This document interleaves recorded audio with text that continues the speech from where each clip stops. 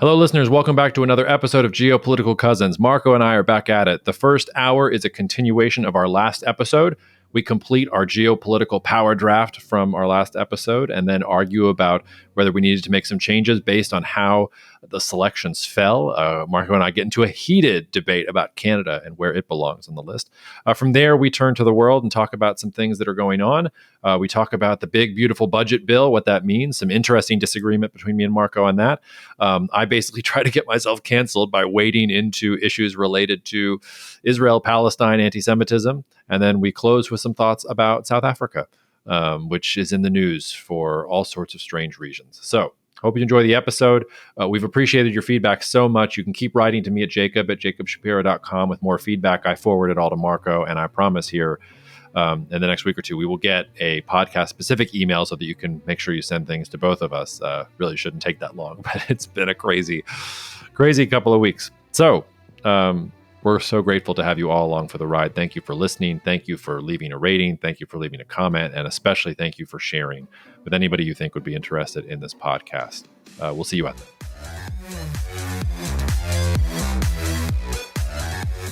Take us away, Marko.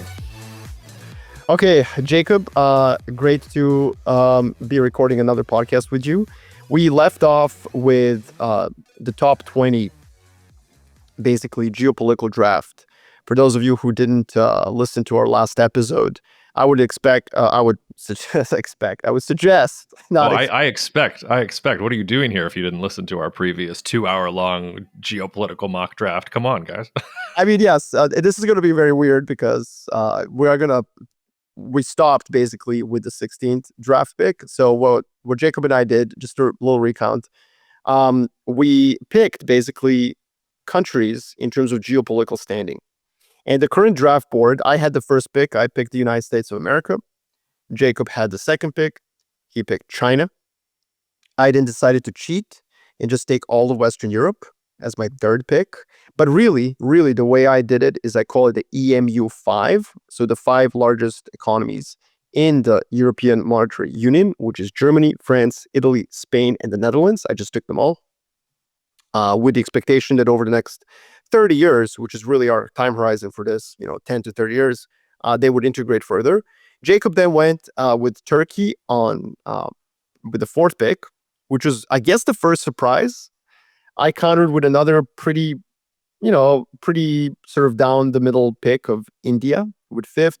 Jacob, I think you surprised again. Sixth, Russia. That's what I do. That's what you do. Yeah, you're looking for the projects. And Russia will be like a reclamation project. It's like a 43-year-old basketball player that's like played in EuroLeague, and you're going to bring them back into the NBA. I then went with my first surprise, picked South Korea, which of course flies in the face of everything we know about demographics. I then proceeded to shit on demographics as a tool of analysis, which I'm sure irked a lot of people. Jacob then went with a really nice solid, 8 Brazil. I countered with my insane pick of Canada, which clearly is a home bias. I literally have a British Columbia poster right there. It was a little interesting deviation from Marko's nihilist aloof indifference by being a Canadian nationalist. He does have a heart, ladies and gentlemen. How about that? Yeah, it's coated with maple syrup, which would be very bad for my health. Then you picked Iran, which I love and so jealous of that pick as number 10. Because this is a future draft, it's just such a smart way to go. 90 million young people, educated, great geography, great resources. Why expect it to be a pariah state forever? Marko then kind of did the same thing, but with Argentina. Jacob then, a surprise pick, went with a city-state, Singapore, although I think a solid one. I countered with Saudi Arabia. Then slipping all the way to 14 is, Japan. And then I countered with Ukraine. And now we are at 16 pick, and it's your turn, Jacob.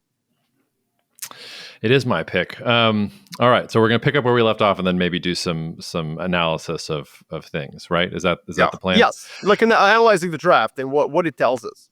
Yeah, I already have some of the criticism is the wrong word. We got some really nice constructive feedback from people, and I just want to remind people that my definition of power was deceptively simple. It was, can this country make other countries do what it wants them to do?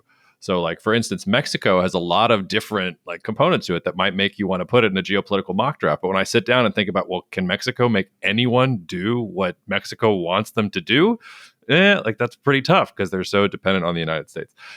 So I think actually I struggled with this because we're in that sort of weird nebulous space of what happens next. I think this could be a bust. This is a high risk, high volatility pick. I think I'm going to take South Africa off the board here too. And I know we'll get to South Africa a little bit later. I like their geography.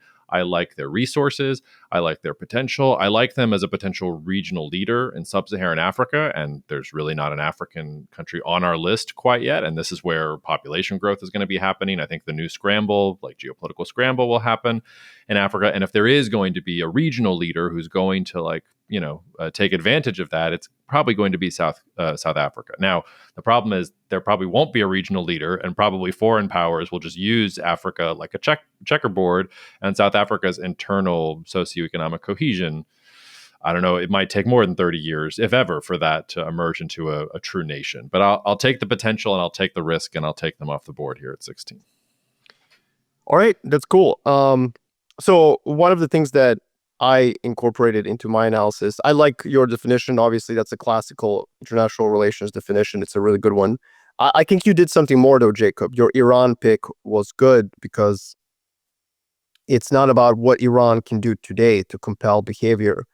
It's about what Iran is going to do over the next, let's say, 10 to 30 years. So I think that you did more than just say, what they can do today. And I think that was a really good analysis. I used a quantitative index that I've created before at BCA Research. It's called the BCA Geopolitical Power Index. And then I deviated away from it. So on this index, US is number 1, China's 2, India is 3. Number 4 is Germany. Number 6 is France. And then Italy is number 9. Spain is 13.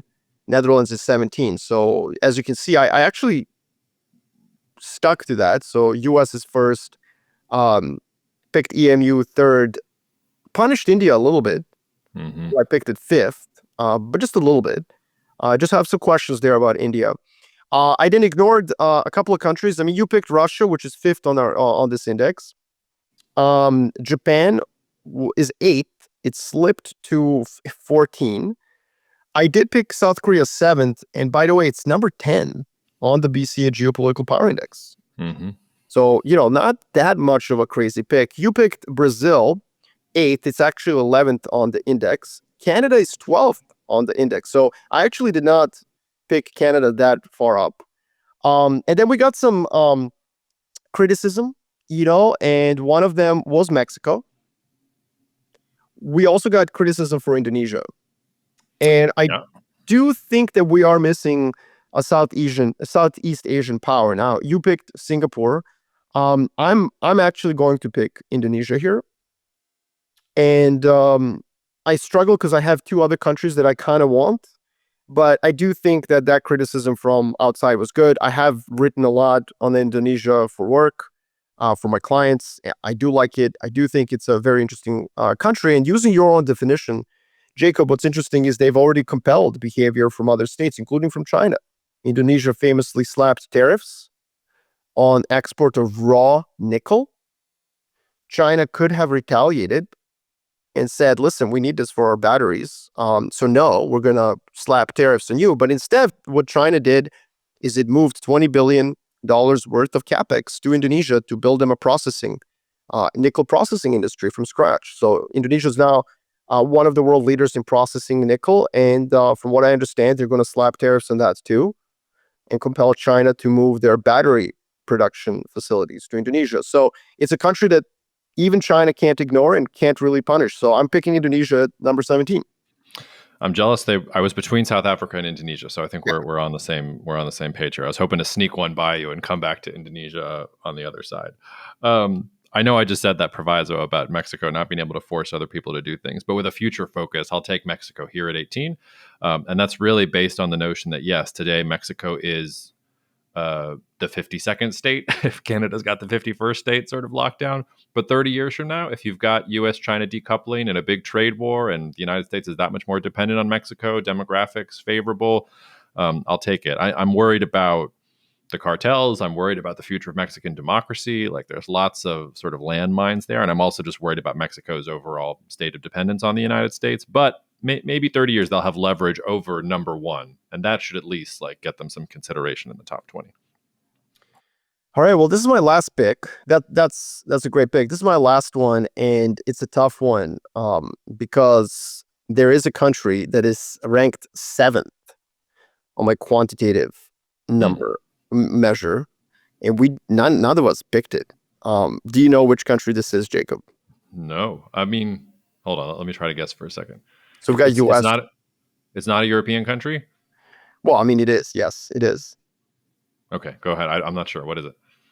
It's the United Kingdom. Oh, duh. Yeah. It's tough. This is about the future, and I do think that the UK is in an inexorable decline. But a couple of things about the UK. I gave South Korea a very high score here. It's 7th because of its soft power. I mean, if I'm going to be consistent, I mean, the United Kingdom has massive soft power, always has. The United Kingdom has reinvented itself in the past. Famously, in the 1970s, the United Kingdom was begging the EU to let it in, the EEC as it was called at the time. And famously, Europeans had to wait for Charles de Gaulle to die to let the UK in. But the UK was on its knees begging. And then it just, after basically a post-World War II, 2 decades of absolute shocking malaise, it reinvented itself and launched a pretty difficult conflict with Argentina, which for the United Kingdom in 1982 was a difficult one to do. I mean, it was very far, the Falklands. So I mean, it's a nuclear power. It's a leader in many technologies, and I think the fact that it slipped to 19 is kind of shocking. But it's also, I think, maybe we're a little bit of prisoners in the current moment when it's gotten a lot of flack for Brexit and for being largely irrelevant. Yeah, that may be our first. We need to go back and analyze some of these. That might be a mistake. I'm not sure that the UK should be that should be that far down. Although it's tough because when you think 30 years out, it wasn't a couple of years ago we were talking about, is the UK even going to be the UK in 10 years? Is Northern Ireland going to join Ireland? Is Scotland going to break off and join the EU? Like, are we getting the return of 17th century British politics and not even being able to dominate the island, let alone like project power in other places? But they also have nuclear weapons, like you said. They also, I mean, the pound sterling is not what it once was, but it still like has a bigger role in the world than a lot of different other current. Like, the UK is relevant, and as long as the UK is not going to fall apart at the seams, like it will probably continue to be relevant. And I honestly think I've revised some of my pessimism on the UK in the last 6 months. I've been very bearish the UK really since Brexit. And it's only in the last 6 months with the Trump administration pushing so hard against Europe that I've sort of changed my tune a little bit, because it looks like the UK now can be this middle ground between Europe and the United States, or maybe the UK is going to be an integral part of whatever European confederation emerges, whether that's officially on the inside or some kind of nascent satellite agreement. And then that takes away some of the risks of, Scotland trying to break off, or, Northern Ireland. Well, if you're all in some kind of EU cohesive entity anyway, does it really matter? Like it's taken some things off the board. So we probably need to go back and think about that. For the last pick, I'm really, I feel like we're not, I don't want to insult these countries. We're not skimming the bottom of the basement. But I mean, there's a couple different directions we could go. We still have some nuclear powers on the table, like Pakistan, hundreds of millions of people, nuclear weapons. We've got Israel on the table, which today, if it was just a geopolitical power ranking of today, on my definition, would have to be much higher. I'm extremely pessimistic about Israel's medium-term future, and I know we're going to get into that a little bit later. But they do have nukes, and they, more than anyone, have been active in shaping the region around them. So it's probably not good to discount them. And Australia is also sitting there staring at me, far away from lots of different problems. Like, okay, they're not going to project power anywhere besides the South Pacific, but the South Pacific isn't nothing. And maybe there's some important things there, and maybe that will become more important over time. So I think gun to my head, I'm going to take Australia for the last slot, but I don't feel overly I feel like we're really the bottom of the barrel here in terms of the index. We're thinking about, regional power that can project power in this very small region, and has a lot of different weaknesses, like Australia's biggest defense partnership, the United States, biggest economic relationship with China, probably can't defend its own sea lanes, completely dependent on trade, issues of climate change, blah, blah, blah. But I'll take Australia at 20 to round us out. I'm glad you did that. I mean, I do think if Canada's going to be 9, I don't think Australia should be that far down. So that's, I think, fair. They are also quite actually elevated in the quantitative index as well. They come in at, let me just see where Australia is, 20th. They're actually 20th on the geopolitical index that I created. And just as a reminder, the geopolitical index actually has 6 factors in it. It looks at demographics in terms of the population aged 15 to 64. It has military expenditure, imports and arms exports, GDP, primary energy consumption. So it's a little bit more modified. So population is actually looking at dependency ratios, not just young people. That's what it focuses on. Economic relevance. It looks at basically imports. So the greater the import share, the greater the bargaining power. So to your point, ability to compel behavior by being a consumer market, that obviously benefits the US massively. And then arms exports. We don't look at it from a perspective of who has a large army because that's irrelevant. It's more high tech. Also, one of the indicators is R&D spending, which definitely is the reason that Israel is 1 spot higher than Australia on my quantitative measure. So it's 19th. So just to your point, I do think that keeping Israel off is a mistake. Having Argentina as high as it is, I think that's probably the one. So I guess we should just go into analysis. I mean, what I would say from this, Israel not being on the top 20, I think is a mistake, but it's also a call on the future, which I agree with you on. Other countries that we didn't put here that are on the quantitative index, Poland. Although I just basically assume that Ukraine will effectively, actually overtake Poland on the index. Ukraine, by the way, is 23rd on my index of quantitative measures. 23rd. So not much lower than Poland. And I do think that it's going to benefit massively from both influx of capital and technology. Well, and you could be right in the end. Maybe we get the resuscitation of the Polish-Lithuanian Commonwealth, which Ukraine was a major part of. So technically, that's one big thing. Exactly. The other countries, I mean, we nailed it. So the ranking on the quantitative mix of indicators: US first, China second, India, Germany, Russia, France. UK 7th, obviously slipped. Japan 8th, slipped a little bit, but not that much. Italy 9th, South Korea 10th, Brazil 11th, Canada 12th, Spain 13th, Indonesia 14th, so we put them in the top 20. Mexico's 15th on this indicator, Saudi Arabia is 16th. I took Saudi Arabia 13th, so not crazy. Netherlands is 17th, Poland is 18th, is missing, Israel is missing 19th, Australia 20th. Iran is 21st, so Pakistan is 22nd, Ukraine is 23rd, Belgium 24th, Thailand 25th. I do feel like Thailand or Malaysia probably could have made our list of top 20. I guess you chose to go with Singapore, I chose with Indonesia. What do you think? Are we making a mistake?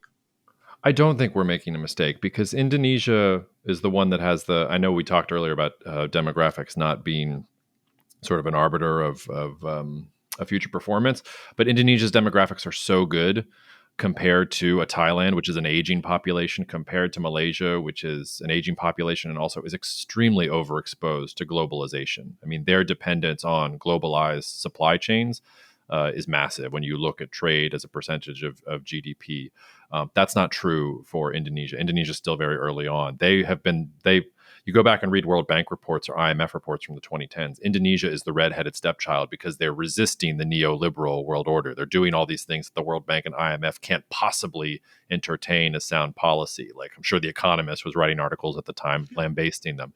But they were preparing for this world. Like this is the world that now you look at Indonesia and they're like, they were sort of forward thinking. So when you put together all those things, I think Indonesia is the big, in terms of population, and in terms of size of economy and resources, is the big play. And Singapore is in some ways is an interesting one on the list because it's about, can a very, very small city state exert power in a meaningful way? And I think Singapore can use AI and automation and relations with China and financial capital and all these other different things astride the Strait of Malacca to have this kind of power over what is going to be a completely contested trade zones. But if Singapore gets into a shooting war with Thailand, I mean, that's not going to happen. But like, it's going to be really hard for Singapore to defend itself. So it's a much different sort of indicator of power, I think.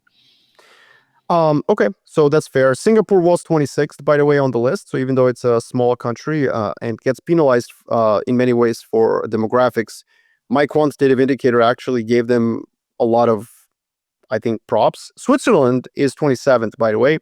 And I agree with that. I think it's actually got some really compelling and interesting things about it. I think if it had retained its neutrality, probably would have been more interesting to me. The fact that it has been eroding it, I do think has been a mistake.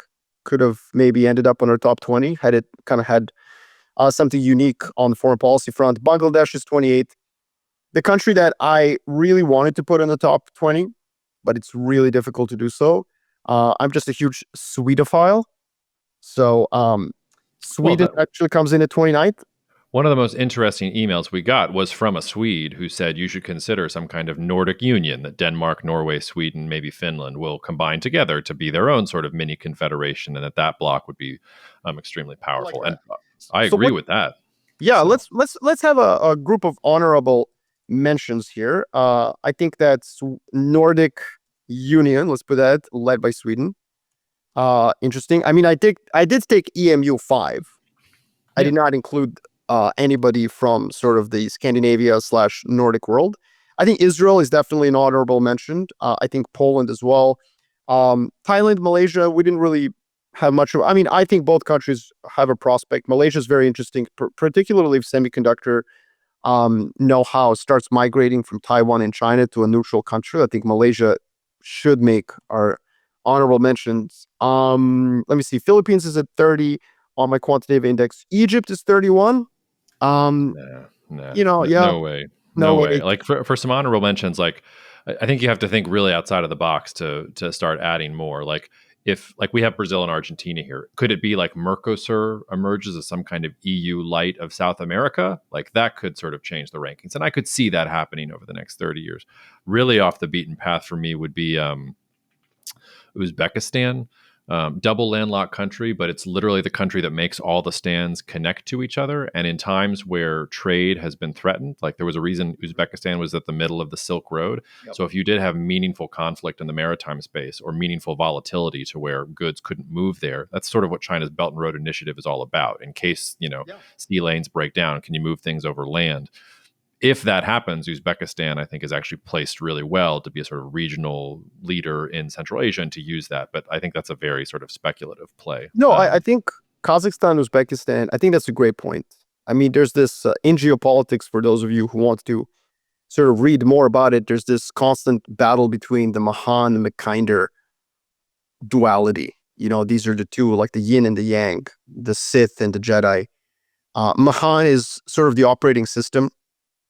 He wrote, Mahan was, I believe, an admiral, a naval scholar, and he wrote a lot on the power of the navies and the seas. And that is the operating system that the United States of America operates on, that it downloaded from the United Kingdom.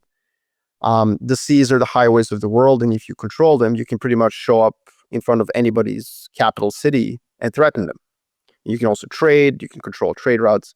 But there is an alternative operating system, which none of us have really taken seriously since probably Hitler, and it's the Mackinder. And the Mackinder looks at the world from the perspective of the world island, which is what Eurasia is. So from Ireland to Kamchatka, there's this world island. And if you control the world island, you don't have to spend a single cent on a single ship. Like Americans can run around with their like fancy schmancy ships, but you don't care. You've got all the technology, all the consumer markets, and all the natural resources you would ever really need. There's nothing that Eurasia doesn't have.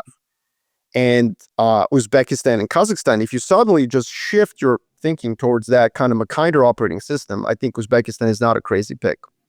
Yeah. Um, There's two others I want to throw on, and I'm curious where they are in your quantitative index because I threw in South Africa at the very end, yeah. and Africa is harder to think about from this perspective because I think like my base case is that Africa is probably going to be dominated by external powers, not that African nations are going to be able to sort of create geopolitical power bases of their own. But let's say I'm wrong about that, and let's say that some of these African nations are able to congeal into nations and sort of project power. Two on my list. One would be Ethiopia, on the Horn, really young, motivated population.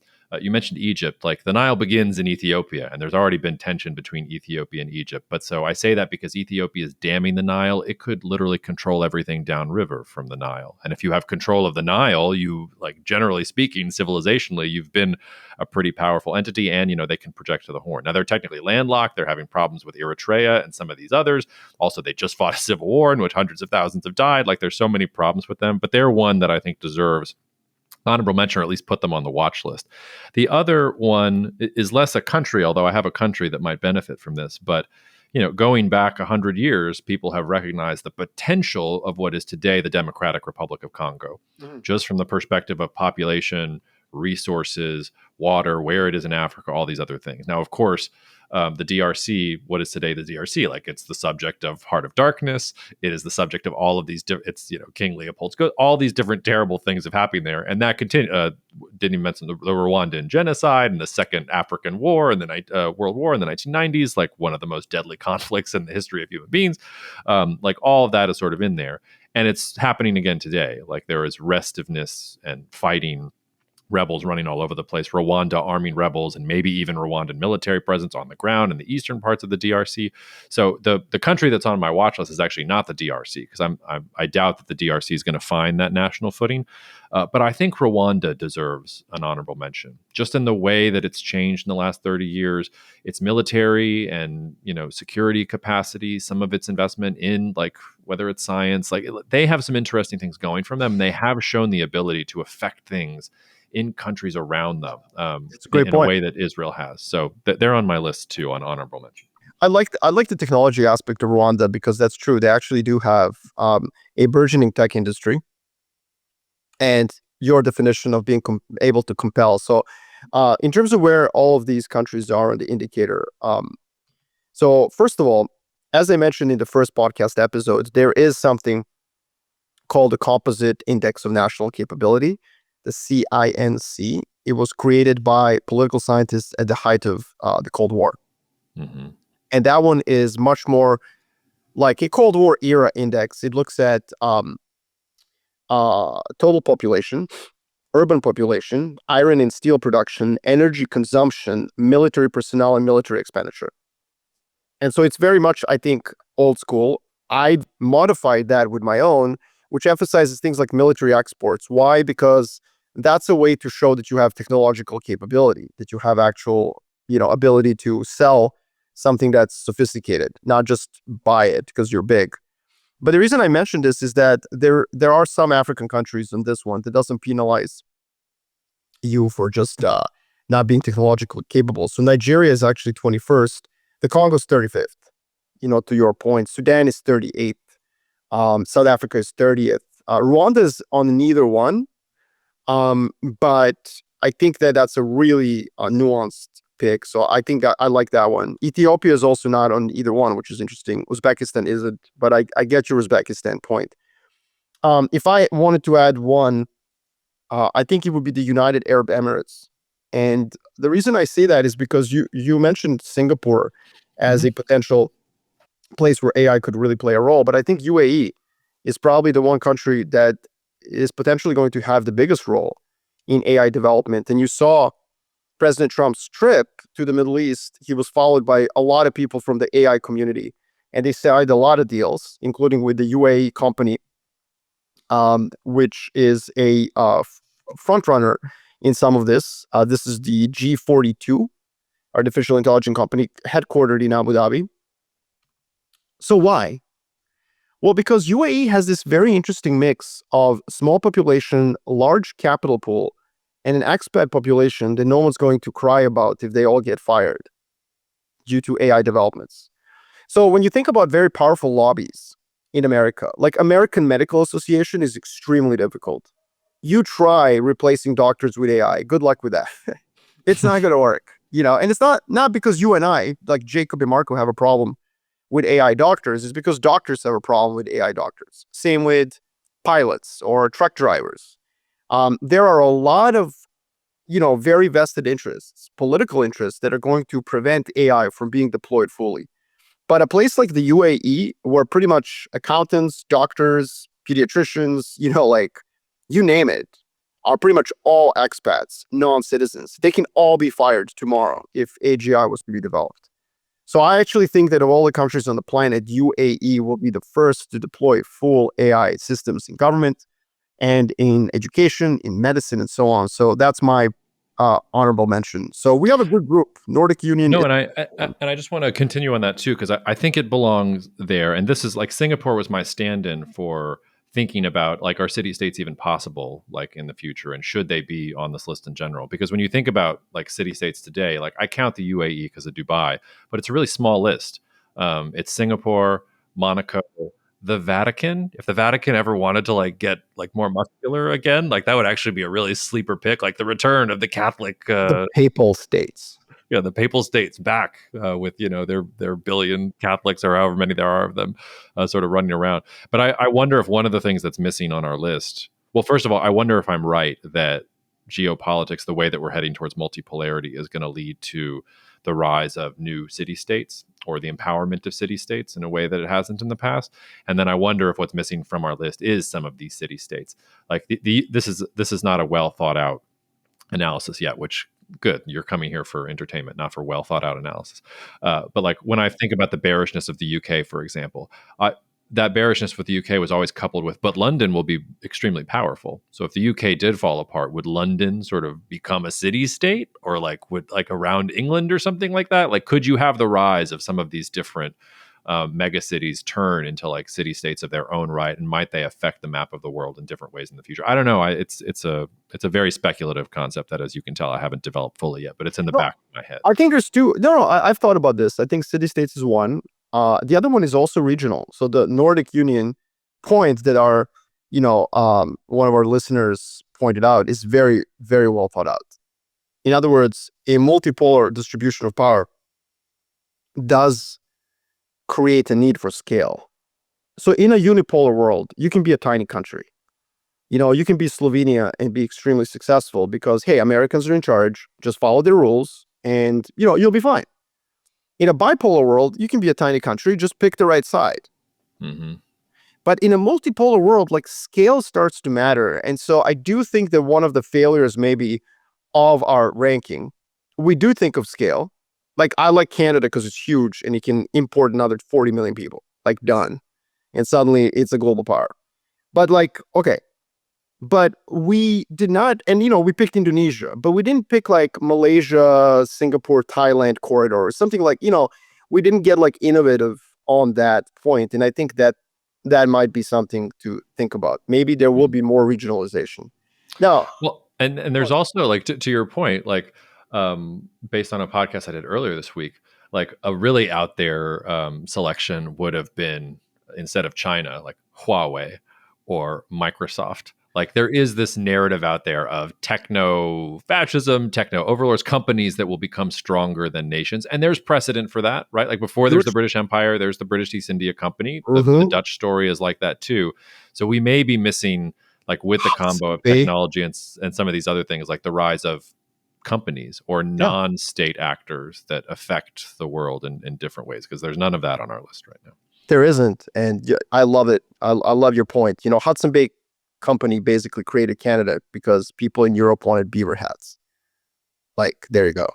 Which is why beaver should be on the flag, not a maple leaf. Now, I want to do one final thing before I hand over the MC to you. I want you to take a look at this list, and I want you to make one change. Now that we've had some time to digest, take some criticism in, you can either switch two of your picks, you can basically trade them.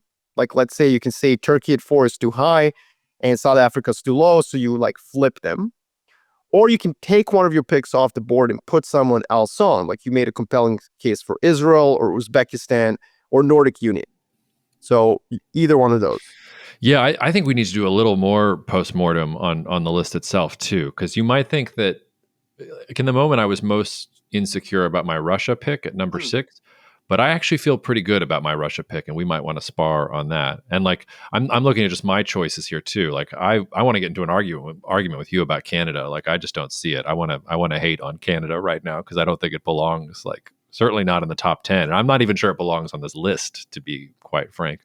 But I when I look at the list, I think my biggest mistake is that Japan is likely too low, and it should probably be slotted. Like Japan should probably have been. I don't know if it's before Russia or after Russia, but it's definitely in the top 10. It doesn't belong there, sort of languishing at the bottom. And the UK too, like was a little bit of a blind spot for me. I like some of those honorable mentions, but they're too speculative. Like I like them on the bubble, and I see that they have potential to jump up, but like an Ethiopia pick or Rwanda pick, Nordic Union pick. Like I like them, but there's not enough reality there for me to do it. But if I had to pick one, like I would boost Japan probably 5 or 6 slots. Do you want to do that? Yeah, so I think I'll like for my picks, just imagine I'm picking Japan Like, right after Russia. So everything else gets bumped down. well, why not flip Iran for Japan? Well, yeah. Well, so I because I want Brazil ahead of Iran, so I would flip Japan and Brazil, if that makes sense, and then flip Brazil ahead of Iran. Well, but you can only flip one. I know I can only flip one, so Well, Brazil still stands. I can do whatever we want. We're making we are the commissioners of this draft. Okay, so you And want Japan where? Nico Harrison just called. He said I'm allowed to do whatever I want, and as a thank you for that, I will get the first pick in the draft next year. Thank you for that, Nico. I really appreciate you watching my back. Let's just do that to keep it simple. So I play by the rules. I'm gonna switch Japan and Brazil. Japan and Brazil. Yeah. Oh, interesting. Okay. So Japan and then Brazil. All right. No. I have to switch Japan and Iran. Sorry, I'll switch. That's Japan what I and think. Iran. Yeah. Yeah. No, but that makes sense because then Brazil remains ahead of Iran. Yeah. You're just putting, Iran 14. It's still a controversial pick, I think, and it retains that. I picked Argentina way too high. I thought you were going to take it. Mm. So I picked him 11th. I think that was kind of ludicrous. I'm going to switch Indonesia. Oh, I'm going to put Indonesia in the 11th spot, and I'm going to bump Argentina down to 17th. It's still ahead of Mexico, which I feel comfortable with. But it's below South Africa now and Ukraine, and that's okay. And it's below Iran. So basically, Iran and Argentina, we kind of took them down a couple of notches because they are speculative, and we're expecting a lot of things to go right in order for them. So I think it's fine that they're a little bit, down. Yeah, and I'm very bullish Brazil. Like the level at which I took Brazil indicates to you that I'm actually very negative Argentina. Not necessarily from a market or investment perspective. I'm actually very optimistic about Argentina from that perspective, but from a power projection perspective, I think South America is Brazil's. And I think it's either going to be Brazil as a regional power or some kind of regional union, or China or somebody else is going to dominate it. Like I don't see that Argentina is advanced enough at this state with where we are with multipolar competition to be a South American regional power. Now, maybe they can make up a lot of ground. And, certainly Milei has done some interesting things from a reform perspective, but I don't know. I need somebody who's not channeling his strategies from his dead dog before I start getting really excited about a country's capacity to do things geopolitically in the world. I think what's interesting about this is, I think that's fair, and I think Mexico gets penalized in many ways because it's next to America, as Mexicans will always point out. If they were anywhere else in the world, I think Mexico would be more powerful, and that's true. And similarly, Argentina has appropriately now come down relative to Brazil. Okay, so I'm ready to defend Canada if you wanna take on the challenge. Give it to me. And just before we take on Canada, because Mexico and Canada are sort of two sides of the same coin. Like Canada, I guess you could make this argument for Canada too. Mexico does have Central America where it could project power. If Mexico could ever get control of cartels and be responsible for regional security and project power down all the way through Panama, and sort of be a leader of the Latin American world in North America, like that, there are routes for them to develop their own power. They've just never done that. Everything has been northward facing for obvious reasons. So over a 30-year time horizon, is that something they could do? Like, yes, and that's possible. And same with Canada. Like, I guess if you're making the positive Canada argument, you can talk about the polar ice cap melting and Canada being the king of the Arctic, and the Arctic is the new Mediterranean, and Canada is one of the powers that is going to benefit most from it. But I don't know. I'm just not buying it. It seems to me that I think that please separate our president's demeaning attitude towards Canada from what I'm about to say, because I don't think Canada should become the 51st state. But Canada is woefully dependent on the United States. Nobody gives a shit what Canada says. Think about all the things that have happened to them in the last couple of years. China kidnapped their people, didn't give, like, whatever. Like, nobody actually helped them or did anything. They picked a fight with Saudi Arabia over things like women's rights. Saudi Arabia was like, cool, we're not going to trade with you anymore, and like, just like, go away until you apologize. And eventually they had to apologize. United States wants to pick a trade war with them. They try to fight for it. United States doesn't care. Literally, the leader of the United States is like, great, so my best offer is that you just become part of our country. How's that for you? And the best we can do is, like, globalist Mark Carney coming in and saying, like, no, I'm really gonna be tough with them. Like, okay, yes, they can welcome a lot of immigrants. They also have lots of fault lines within the society itself. Like, we've got Quebec, we've got murmurings in the West that Alberta will break off some of these other things. Like, it doesn't look to me like a coherent power that's going to project power in any meaningful way. They're going to be tied to the United States for the long run, and I don't see a world in which China. Like, imagine this is 20 years from now.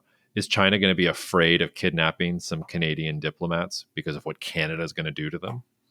Like, no, like, Canada's like, China's still going to kidnap their diplomats. Well, I mean, I think that's, the way the trade value ranking works in the basketball world, where Bill Simmons does it, is that you would not trade somebody below for somebody on top. So, I mean, it's I don't think China would care about Japanese diplomats being kidnapped, or businesses, or Singapore. No, Right? no, Well, I think they would. I think they would with Japan, and I think Singapore. Yes, I would trade them with all of them. I think there's two different things here, and this is something that you and I talked about before. If I'm China and I'm drafting which countries I want as allies, like if we just put all politics aside, and I just want to take pure pieces off the board to build some kind of Chinese-led alliance that allows me to have a Chinese-led world order, Canada would be very close to the top of that list. right. Because they are a really crucial ally. And for the United States too, they have to be really at the top of that list. So I think as value as a partner, Canada's really high.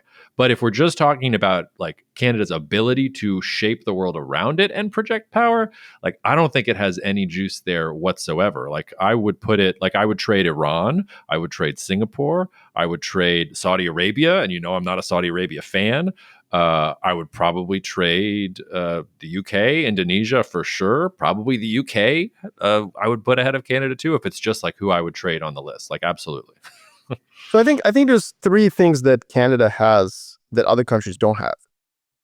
First of all, it's a hedge. So think of Canada as like those bunkers that people have where they're like, everything is just turnkey. Or like the United States of America has military bases around the world called lily pad bases, right? Where you just like, you turn a key and like the Burger King in the back starts like operating, the like Dairy Queen, like ice cream machine starts buzzing. That's Canada for the West. It's its bunker. And the reason I say that is that if anything bad happens to the United States of America, like, Canada has everything US has, just like ready to be scaled up. So if there is any sort of a domestic disturbance in the US, Canada becomes the US overnight. Precisely because it is the exact same in many ways. It's just ready. Like, if the US had some sort of a calamity, there are 50 million American refugees in Canada tomorrow. And that's now $100 million people country. So that's the first thing I would say. It has institutions, governance. Those soft things that make Canada interesting to me are that it has basically Western IP, and Western operating system is just smaller. It's the size of Spain in terms of population. Mm-hmm. The second thing I like about it is obviously natural resources, which I think you're discounting. The reason that you want to take Canada over Saudi Arabia, and the reason that Canada will matter, is because its food production is just going to go through the roof. And you're the big soft ags guy, soft commodity guy. Like Canada will have the greatest agricultural output over the next 30 years because climate change is happening, and climate change is not always bad. Canada will definitely benefit from it because the growing seasons will expand and you'll have multiple growing seasons. This is the Saskatchewan and Manitoba play. It's not actually that much about Ontario or British Columbia. It's really about those prairies that suddenly become extremely good. It has water, endless water. There's water as far as the eye can see. It has massive hydroelectric potential. It hasn't even tapped. Quebec as a country is an exporter of energy purely because of what it's done on the hydro side of things. It just invented hydropower, just built some dams on these lakes that nobody even really knows how to get to. There's no roads up there. So the natural resources one is the big one. And then finally, technology. I think that you're underestimating just how important Canada has been to Western technological dominance. Research in motion obviously doesn't exist anymore. It's been overtaken by other things. But I think that RIM is an important example of what Canada has done in the past. It's innovated massively. The reason we have cell phones that work today are RIM patents that are still being used in iPhones and in modern mobile telephones. The other issue is nuclear energy as well. It's another example of how Canada has punched above its weight, quantum and fusion, two things that Canada does really well. And the reason for that is that its universities are top class. Nobody really talks about them because they're not fancy and they don't have sports. But they are very, very good. And again, it's kind of a hedge if you don't want to live in the US and you posted on Twitter something interesting, how many PhDs in the US, their performance, I think, based on where they're coming from. Mm-hmm. Yep. Like Canadian universities are basically just there sitting ready to take in all this global talent. So yes, this is definitely based on the future. But the reason that I like Canada more than like Iran is that Iran has the people, but it requires governance to change. Canada just doesn't have the people. And I think, honestly, it's easier to solve for that. It is easier to build the infrastructure and have an aggressive immigration than to fix governance and institutions that haven't been modernized for 50, 60, 70 years. So that's kind of why I have Canada. Maybe it is too high at number 9. I think maybe it should be at Iran, Argentina. Yeah, I would push back a couple different ways because okay, it's a hedge on the United States, but that would be catastrophic for Canada. If the United States really fell apart into some kind of warring states version of China or something like that, I mean, maybe parts of Canada also get hived off or are going to get negatively impacted by that. Also, Canada, not to get too, God, I can't believe I'm going to be the one who talks about rivers on the podcast, but there's no Mississippi River network in Canada. You don't need that shit anymore. Come on. No, you definitely do. I'm sitting here at the bottom of the Mississippi. It still matters in a big way. What? New Orleans matters because of the Mississippi? Of course. Oh, come on. Well, how much trade, U.S. trade, actually goes down the Mississippi? That's actually been researched by actual researchers doing actual analysis. It's all trucks and trains. There you go. Approximately 500 million tons of goods annually. I don't know what that means. 60% of U.S. grain exports. If you're talking about LNG and things like that, also pretty big. So you can go and count the ships and understand something about U.S. agricultural complex and things like that. I mean, maybe wheat because it's easy to put on a barge, but you could also do that by train. Yeah, it's more costly. Russia doesn't have any really useful rivers either. It's not like the Russians are really using the Volga. No, but they do have the Volga. But yes, there's a reason that Russia has never been able to succeed and achieve its geopolitical imperatives. It's 6 that are. Look, Russia and Canada. Yes, because they have a meaningful military and they're willing to use it, and they have great power production capacity and a population that is many times larger than that of Canada and is not completely economically dependent on its neighbor. I mean, it's getting that way because of what Putin did with Ukraine, but I would definitely rather have Russia than Canada on the geopolitical power index, even 30 years out. I think that's true. I would too. That's why Canada's lower. And as I said, yes, I think it could be lower. Look, I think you shouldn't over-index on the hedge thing. I Well, think yeah. So the two other points you made, the point about agriculture. Do you know what the second biggest agricultural exporter in terms of value is in the world? Russia. Products by value, second largest exporter in the world of agricultural products. I think Russia. It is the Netherlands. Oh, You can do farming with technology and vertical farmings and all other different sorts of ways if you're willing to do it. And I think you're right that Canada geographically is bound to do well as a result of global warming. But Canada's institutions, some of the mechanisms around its agriculture are actually fairly antiquated. And I bet you some Canadian farmers wouldn't mind if some things weren't. I'm thinking specifically about milk, but like, I don't think that the system is actually that great. In some ways, it's been so easy for them that they haven't had to invest in some of these things. So I would take the flip side and say, yes, they have natural advantages, but like it's not like they're the only game in town.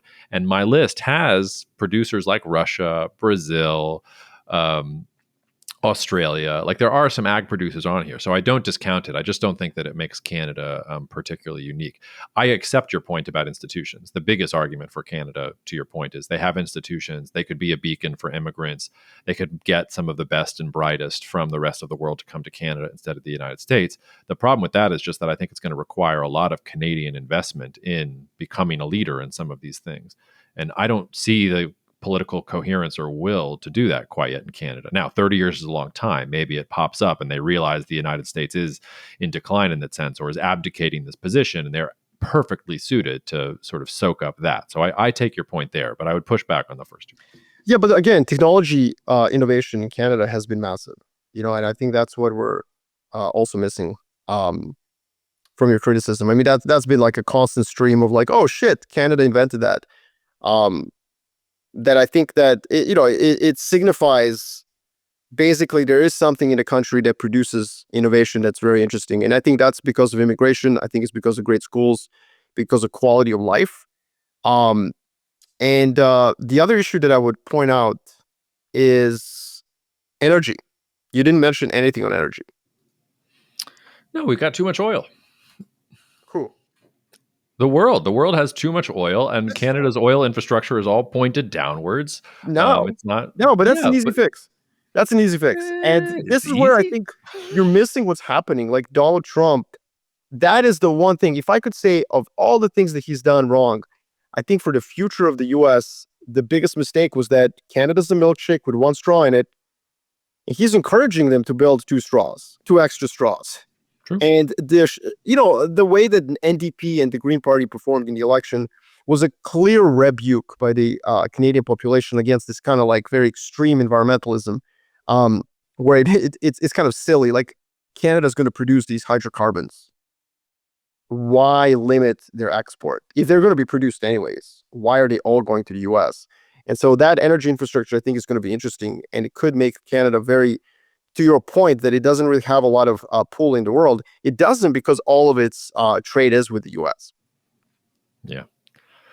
What else on the list? Is there anything else we need to? By the way, Canada, I like you. Like on different lists, I would have you very close to the top. It's just in this very narrowly idiosyncratic way that I'm pushing you down. But I like you guys, and you shouldn't be the 51st state. You should be your own state forever and ever.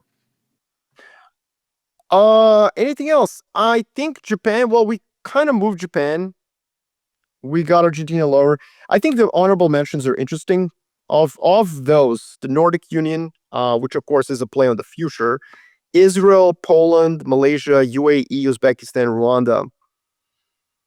I think Israel is really the one that's the toughest, I think, omission. Just because, again, to use the quantitative index, Israel is 19th. By the way, if you use the quantitative index I created, Israel's 19th. The one from the Cold War, which obviously emphasizes just raw things like size of military, size of population, Israel is 40th.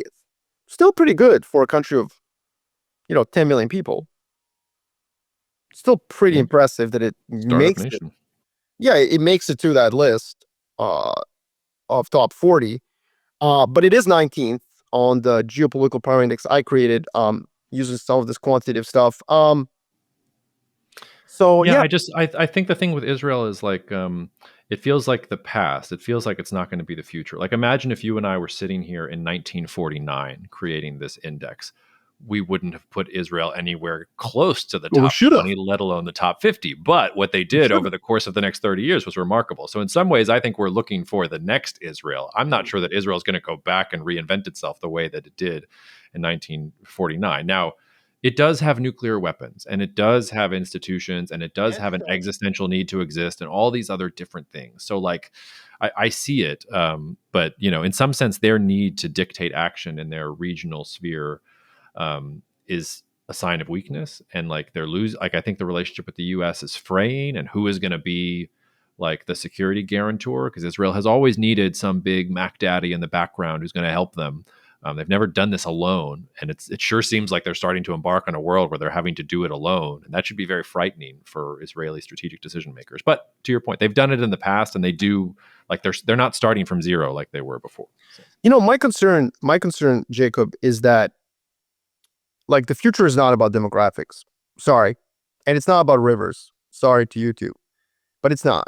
Like geography and humans are being constantly throughout human history have been disrupted by technology. I mean, the United Kingdom being the greatest example, and please don't tell me Thames is a fucking river. You know what I mean? It's like an estuary.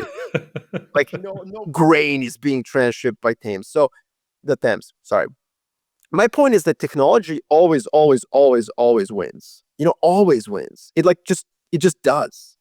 That's why I picked South Korea as high as I did, because Mm. I'm betting that their unique mix of necessities, insecurity, all this stuff. Your point about North Korea being subsumed at some point, which is good too. I didn't even think about that. But to me, South Korea is number 7 because of technology.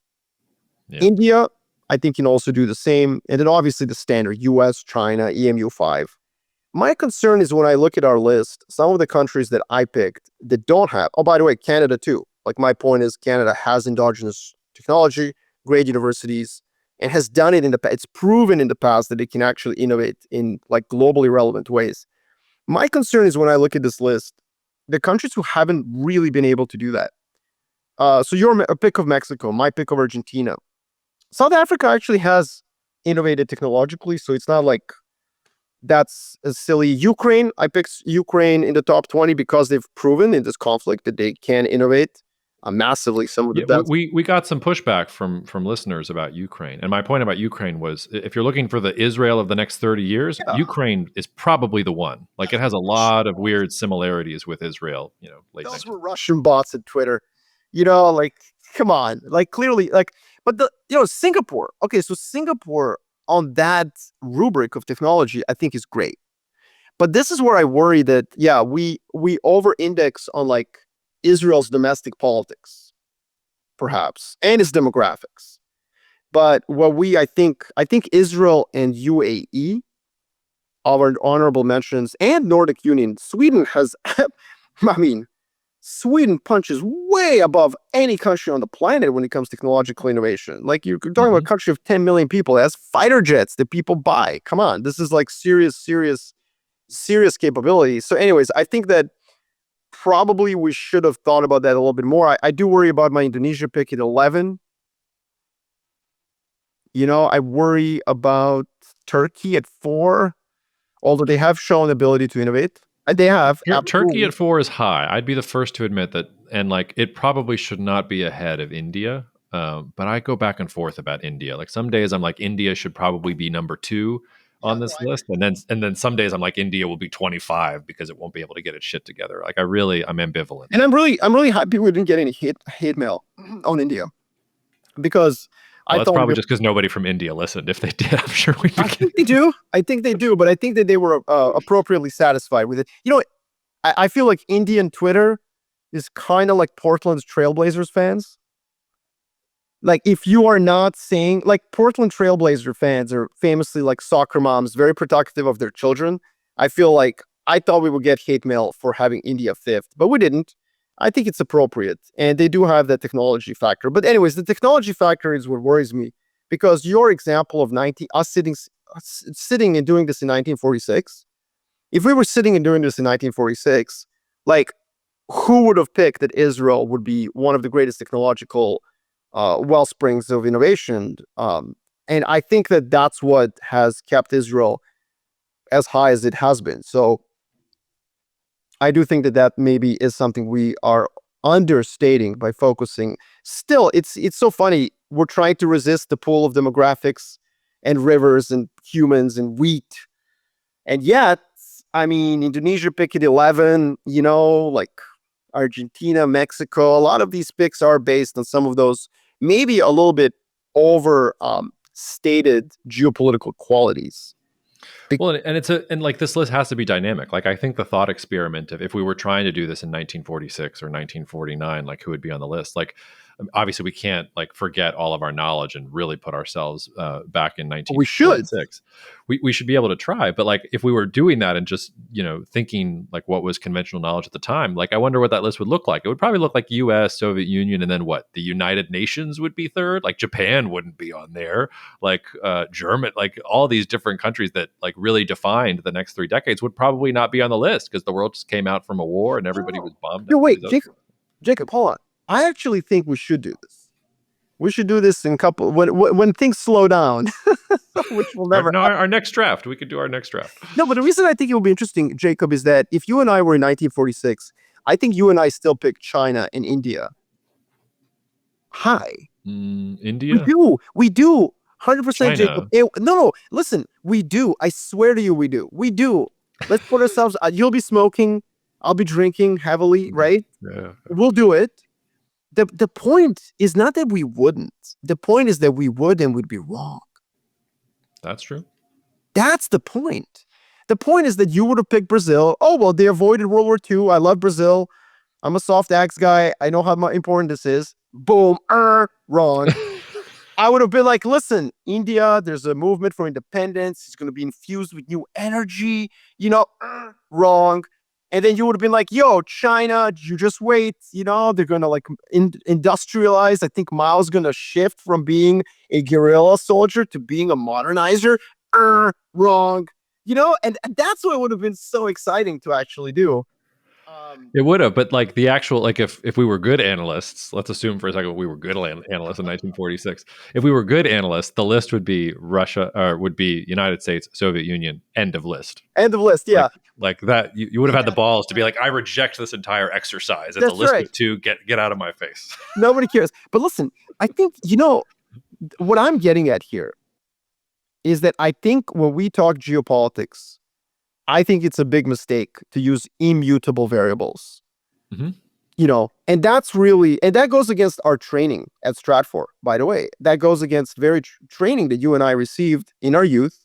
And I think it goes against the training that most people think goes into being a geopolitical analyst. It's like, well, wait, if I use things like demographics, which are slow moving, rivers, geography, natural defenses, natural resources, I should produce a relatively correct list. And that's my point. In 1946, you would have picked, not you, but like one would have picked fairly, like consistently the same countries. And yet it is the Netherlands. And yet it is Israel.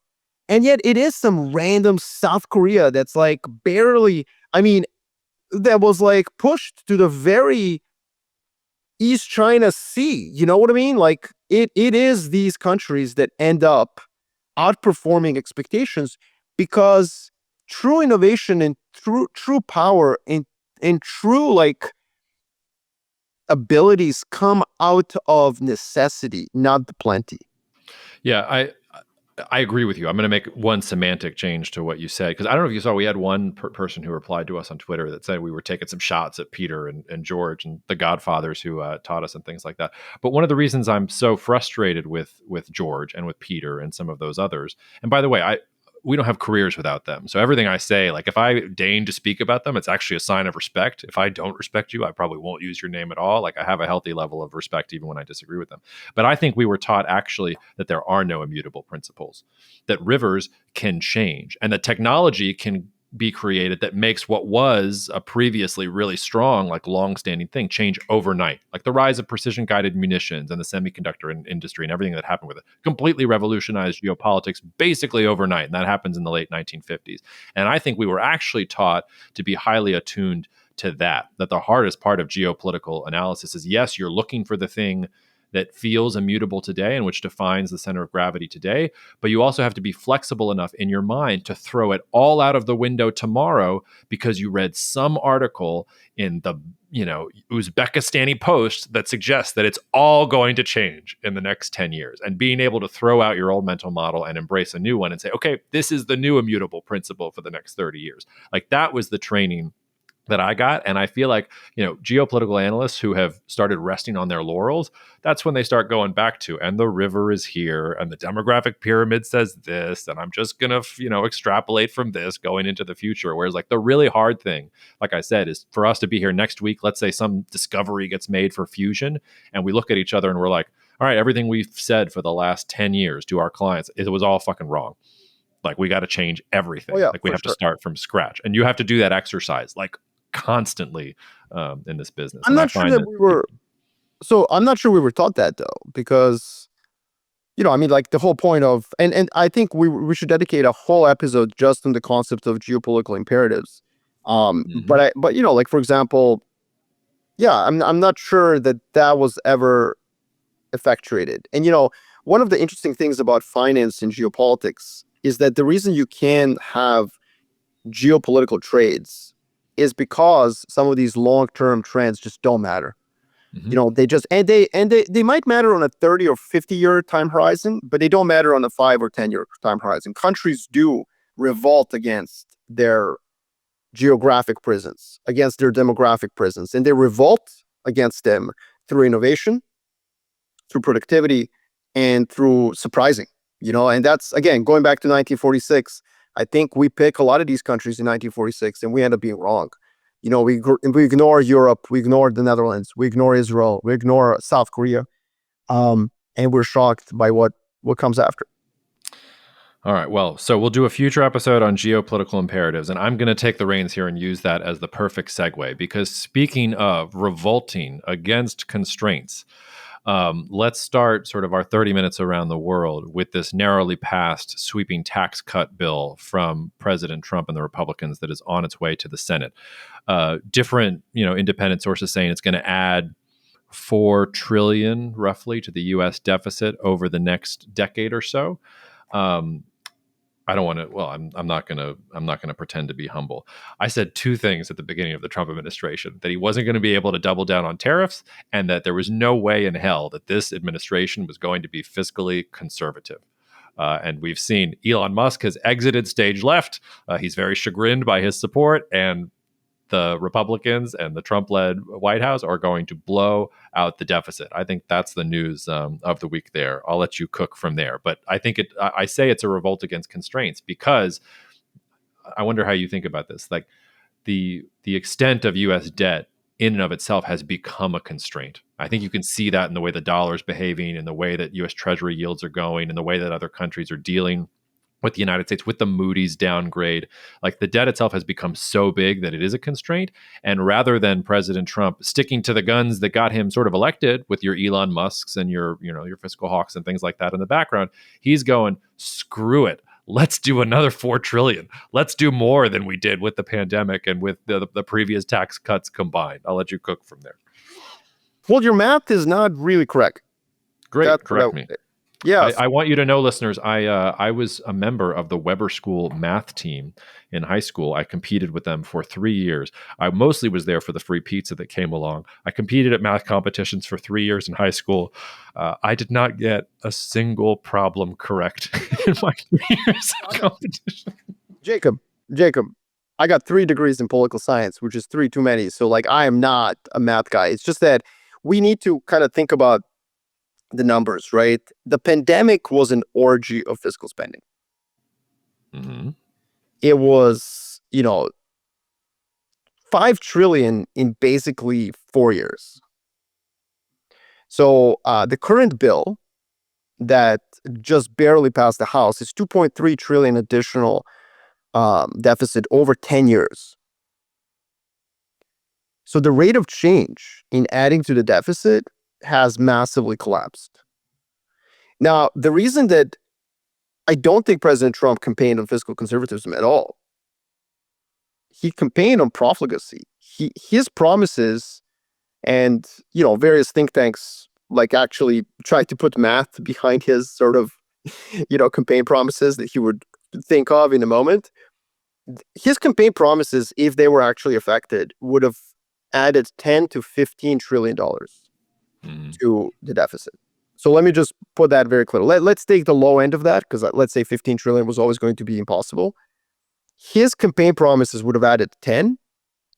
This bill adds 2.3 over 10 years.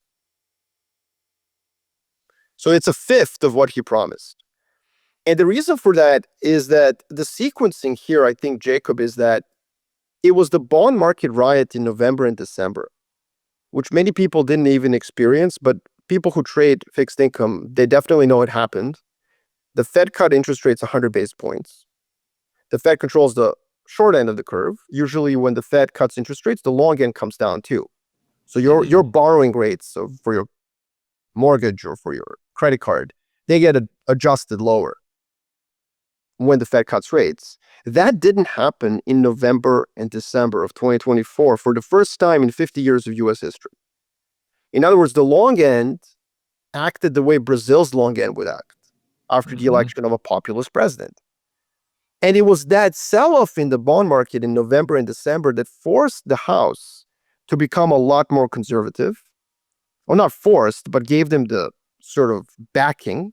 They got emboldened. Oh, look at what the bond market is saying. And it forced President Trump to do two things he didn't want to do. Doge, he didn't want to do that. But he did it because of that bond market move in October, November, and December, as the bond market was rioting due to his election. And finally, he selected Scott Bessent for the Treasury Secretary. There were rumors that Howard Lutnick had basically outmaneuvered him, and then Scott Bessent shows up last minute and actually calms down the bond market just by being there in the White House, just as a human being. So the sequence is this. President Trump becomes a viable candidate in September. People realize he's going to probably cook Harris. The bond market starts agitating higher and higher. It gets to 4.8% of the 10-year yield. And it was that move from 3.6 to 4.8 that freaks out everyone. And that leads to Doge, Scott Bessent as Treasury Secretary, and the House of Representatives becomes emboldened to ask for cuts. What we have in this bill is something that nobody really expected last year, which is that there will be cuts to offset some of the spending. And so instead of $10 trillion addition to the deficit, we get $2.3 trillion. Now, is it fiscal conservatism? Well, no, because they're adding to the deficit. But I need to remind you that extension of 2017 tax cut alone, just that extension is $5 trillion, 4.8. So the fact that we're only adding 2.3 trillion to the deficit over the next 10 years is, to me, a shocking outcome, unexpected outcome. Because it means that that $5 trillion bill to just keep our tax rates the same. Let me just be clear.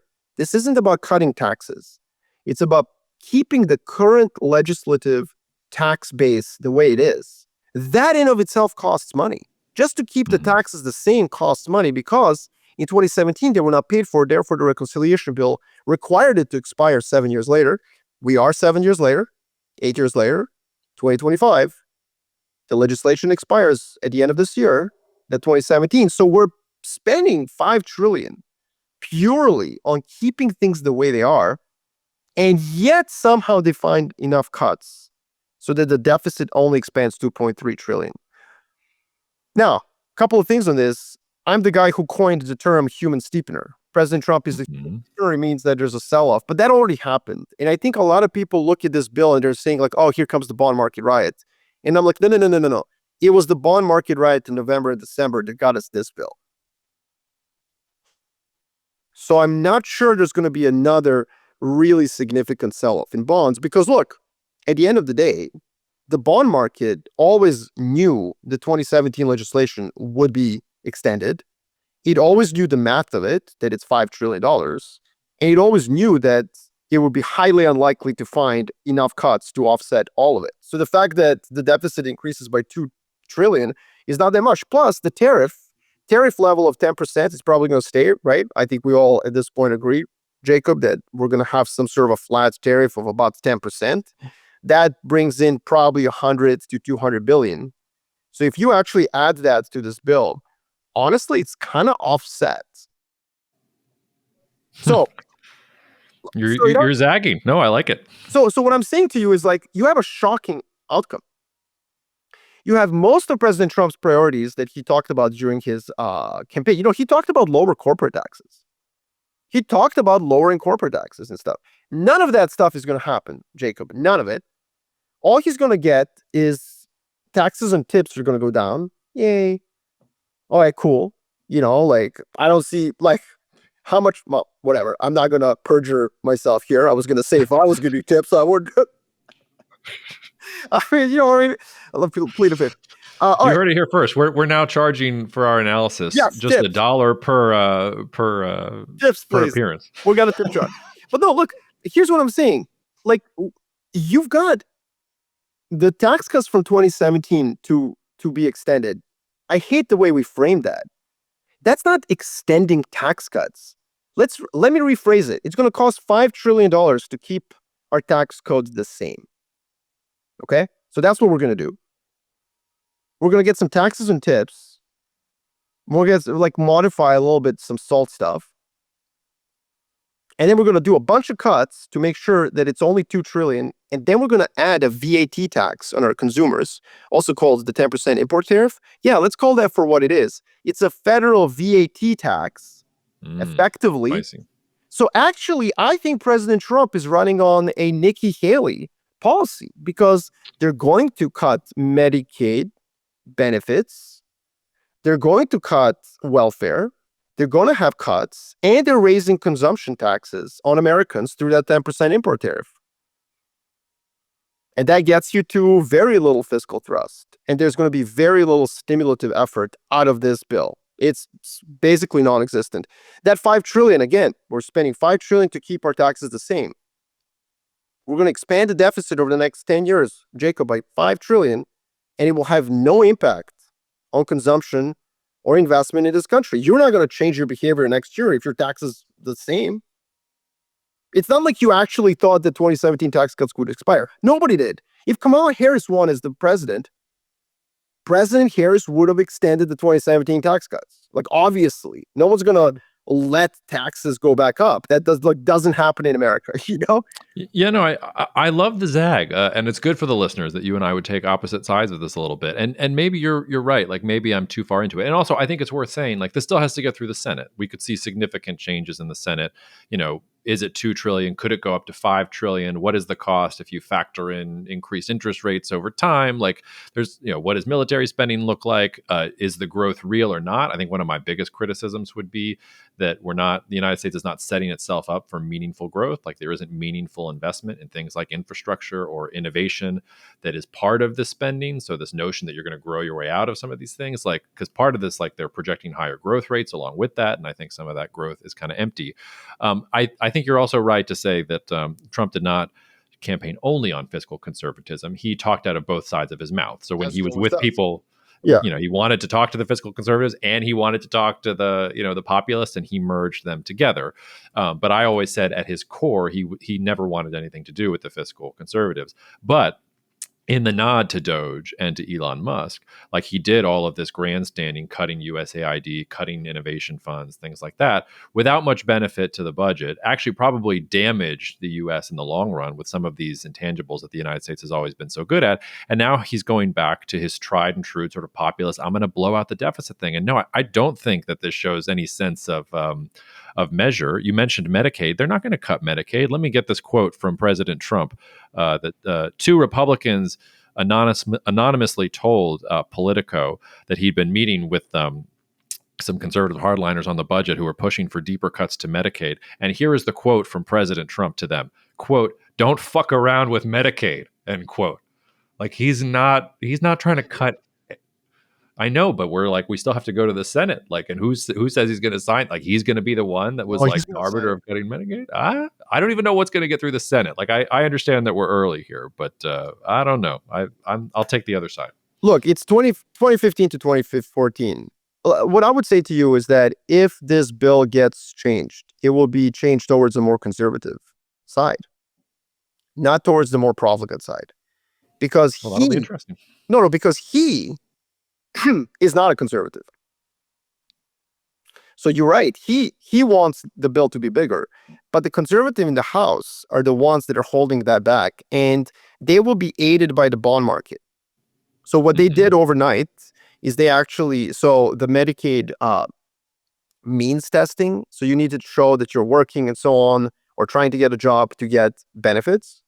That was pulled back by 3 years, from 2029 when he's out of office to 2026, in order to pass the House. And so my point is that they did mess with Medicaid, and he is happy that it's got through. I'm not sure the Senate is going to modify the bill that much. I mean, maybe they will, but I think that people confuse who's more on President Trump's side. I think everyone over-indexes on 2017 experience when it was the Senate that stood against him on Obamacare. This time around, throughout this entire experience of following this budget process since January very closely, it's been the House that's been resisting him, not the Senate. So, I mean, if the Senate wants this bill to pass, they need to kind of pass it quickly and just like end it. Because I don't think we're going to get, this is as profligate, which if that's a GRE word for anyone, that means this is as populist, spend heavy as you're going to get. It just cannot, you're not going to be able to get it through the House if you get any more aggressive. And the bond market is sitting in the sideline right now. And if you're right and I'm wrong on the politics, then the bond market gets involved. And then I'm right again. Because, and we saw this in January. Again, the House started talking about cuts, not last year. Donald Trump and his coterie and his supporters did not talk about any cuts on anything at any point in the campaign. Doge came in and said, oh, we can fire bureaucrats. Oh, because there's so many of them and they get paid so much. No, that's not going to do anything. So Doge never seriously contemplated actually, like anyone who understands how America works understands, you cannot cut $2 trillion out of American spending without going to Congress. Well, I think Elon thought he could, but to your point, I don't think he understands America. Yeah, well, also how appropriation works. Like, you can't just say, we're not going to take the money. No, it was appropriated by Congress. By law, you got to take the money. How you use it, you can burn it in a pyre, but it's been appropriated by Congress. And so the issue is that the House of Representatives really revolted against Trump in December when they denied him his request to punt the debt ceiling to 2029. Nobody really paid attention to that except for me. To me, that was a really big moment when Republicans in his own party, after an extraordinary electoral victory by the president, said no to him. And then in January, they started adding cuts. And I think that the Trump administration basically gave in to the cuts at all, any cuts, because of the bond market action from November to January. And so unless they want bond yields to go back up to 4.8, where they peaked, and if they wanted to go to 5, and then have a carnage in stock market, which they can't control at that point. It's not about tariff levels. It's not about negotiations with China. This is now a bond market saying we don't like your deficits. But you are right, deficits will expand. And actually what I think, Jacob, this says to us is the following. The delta in adding to the deficit is collapsing. We went from adding 2 trillion in 1 year to 2 trillion in 1 year to 2 trillion over 10 years. That's a huge delta change towards conservatism. But it's not enough because, to your point, wait a minute, it doesn't decrease the deficit over the next 7 years. Exactly. And so what that means is that the difficult work will be left for either the last 2 years of Trump, presidency, or the presidency in 2028. Whoever gets elected, if it's AOC, she's gonna but she's gonna deal with the deficit one way or another, and she's got a solution to it. It's raising taxes, or maybe it's Nikki Haley, and she's gonna have a solution to it as well. It's gonna be a little bit different. It's gonna be cutting spending. So I think that the U.S. is on an inexorable path towards fiscal conservatism. That's what's just going to happen. Or it's Donald Jr. While we're talking, Marko, I was just seeing The Economist release its cover for this week. It's The Remarkable Rise of Poland. I feel so bad for Poland. I've been bullish Poland too. God, The Economist just jinxed them while we've been talking. No, but we didn't put it in the top 20. Yes. Yeah, we didn't. We did it. We did it really good. Okay, second thing let's turn to. We've talked about the Middle East quite a bit, so we're only going to spend a little bit of time on this, but I do think it is worth talking about this a little bit because you've had the Trump administration really change its messaging on Israel, trying to get Israel tougher on stopping bombing Gaza into the middle of the Middle Ages. I mean, it's already done that. I guess now it's trying to return them to the Bronze Age. I don't know. So, Israel has stepped up its attacks in Gaza. I think it sort of sees the writing on the wall and is doing as much as it can. You've also had silly reports, because Israel can't attack Iran without U.S. support, but reports that Israel is considering an attack on Iran because they're worried about some kind of nuclear deal. And then the big news from yesterday that 2 Israeli diplomats were shot outside an event at Capitol Jewish Museum in Washington, D.C. The guy who they suspect did it, as he was being hauled off into custody, shouting "Free Palestine" at the top of his lungs. And I mean, we can cook on this in a bunch of different ways. I'm going to risk getting canceled here and just point this out. And here's where I'll bathe myself in indifference. And here's where I'm honestly probably more cynical about this issue than probably anybody else you're going to listen to, because there were so many social media posts, official statements about "we condemn anti-Semitism, this is horrible," et cetera, et cetera. But first of all, this was an assassination of Israeli diplomats on U.S. soil. So they weren't targeted because they were Jews. They were targeted because they were representing the Israeli government. That doesn't make it okay, but there's this line between anti-Semitism and anti-Zionism that always gets blurred. And I think it's just, first of all, worth pointing that out. So if you're condemning the assault on these 2 people, what you're actually condemning is somebody going after Zionism, not Jews. And a lot of the people who are criticizing the anti-Semitism, it's safe to criticize anti-Semitism, but it's not safe to criticize anti-Zionism, because Zionism, that's the genocidal maniacs. The Zionists need to be destroyed. But of course, don't kill the Jews. It's like, hey, you say this stuff long enough about one thing, they're going to do the other thing. I don't know if that was very articulate, but that's point one. And the second thing I just want to say here is that no matter how morally reprehensible you think what Israel's actions in Gaza, or how morally reprehensible you think Israel's actions in Gaza are, and I happen to think they are morally gross. I don't think you can argue any other way. Like, the extent to which we're here now, like, it's morally reprehensible, even if you bathe yourself in indifference, like on an objective level. Every time something like this happens, even the people who would support criticism of the Israeli government on the inside are like, well, that could have been me. And so, like, the strategic logic for having a safe homeland for Jews makes a lot of sense, and we have to look the other way, because if we don't, like, they're just going to try and kill us all again. And so it excuses all manner of sins, I think. I'm not saying that it does excuse the sins. I'm just saying that it creates this dissonance from the exact people you need their minds to change. Like, they're also getting attacked in this different vector, and so they're going to look the other way and continue doing what they're doing because they have post-traumatic stress disorder of their own. So I don't know. There's a lot in there that could get me canceled, but take it any direction you want. I am not going to take it in any direction. You're not? Okay, cool. No, I think this is one of those where you have to cook yourself. I think you get a pass. I'm cooking myself here. I don't know why I'm suggesting something. There was something that really bothered me about this reflexive, we condemn anti-Semitism. And it's like, okay, like, bullshit. Like, nobody condemns anti-Semitism. I don't know. It just bothers me. Well, no, I think what you're saying is that you can't actually. I think what you're saying is that you cannot just create these platitudes about condemning anti-Semitism if you then don't accept at least some level of Zionism. Let's say, you know what I mean?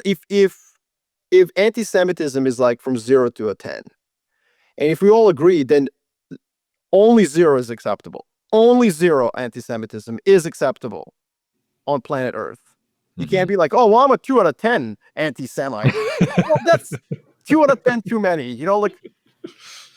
So if only 0 is acceptable, then if there's a 0 to a 10 on Zionism, you have to accept some Zionism. Because Zionism, which is a very loaded term today, but really it was just, in my very sort of bizarre nihilist interpretation of what Zionism is, it's basically 19th century European-styled nation-state movement. In other words, It's Jews it's are sitting. Jewish nationalism. It's the only nationalist movement in the world that has a different word for it. It's like, okay, French nationalism, fine, but Jewish nationalism, oh, but that's Zionism. That's Well, poisonous. I would even say nationalism. The word nationalism is now also been denigrated in many True. ways. But in the 19th century, like Jews are sitting in Vienna, they're sitting in Minsk, they're sitting in Thessaloniki, they're sitting in all these cities in Europe, and they're looking at Italians creating a country out of something that's never existed. Right? Right? Mhm. I mean, if you know Italian history, what Garibaldi did is he put together, oh, it looks like a boot. Let's make it into Italy. Like it was Rome 2,000 years ago. Italy is as much a Zionist entity for Italians. There were people in the boot that didn't speak Italian, for God's sakes. France, what France did, we today speak Ile-de-France French because it's completely destroyed different linguistic dialects, including some that were more like Catalan in the south. So the Jews are sitting in Europe throughout the 19th century looking at what's going on around them while they're being persecuted every day for being Jews, right? I mean, this isn't like a new phenomenon, obviously. It's not a Holocaust phenomenon. I mean, predates it massively. So if you're Jewish and you're looking at Germans creating Germany out of nothing, you look at Italians creating Italy out of nothing, and you look at the French, okay, it's not fair to say that France didn't exist. It did, but it became much more dominated by Ile-de-France French. I think Zionism comes from that history. And so it's simply doing what Europeans did in Europe, but for Jews somewhere, anywhere. It ended up being Palestine. Of course, we're dealing with the consequences of that decision. But the point, I think, is that I understand your point. That's all I'm saying. Like you cannot just say, well, I deplore anti-Semitism, but Zionism and the Jewish state are evil. And the point is, well, actually one solves for the other, and I get that. The question I have is there a pursuit of Zionism that actually is going to create stability over the next 100 years for Israelis? Yeah, probably not. And I appreciate your use of the dials because what I said was probably a little bit too flippant. I'm sure the earlier stuff will get aggregated. But like think of it this way. If you're a 10 on anti-Zionism, what that means is you think the Jews should not be allowed to have a state. Exactly. And that is anti-Semitism. Yes. That means the destruction of the Jews. Full stop. Now, that's one position. You can be critical of Zionism and say, Jews, like everybody else in the world, should not commit war crimes. And if they do, they will be punished like everybody else in the world. But as a people, they do have a right to a state as legally defined, blah, blah, blah. And the thing that I'm going after here is I'm raise my hand. I'm in print criticizing Zionism, like a self-critical like person who has like spent a lot of his time thinking about these things. Like, well, like I said, what Israel's doing, God, morally reprehensible. But the thing that bothers me is the people who are saying, I hate anti-Semitism, but I know I have the receipts to say, okay, but you were also saying there should be no Jewish state, that it should be Palestine from the river to the sea. And that, like you condemning anti-Semitism, like I'm not like that's what gets me. So no, I think that's perfectly fair. I mean, and by the way, I do think it's anti-Semitic to say that Israel should not exist. Obviously, would it not be anti-Italian? Would it not be discriminatory towards Italians as an ethnic group if you said that Italy should not exist? We should go back to, the Papal States, as you and I actually kind of inferred earlier in this podcast.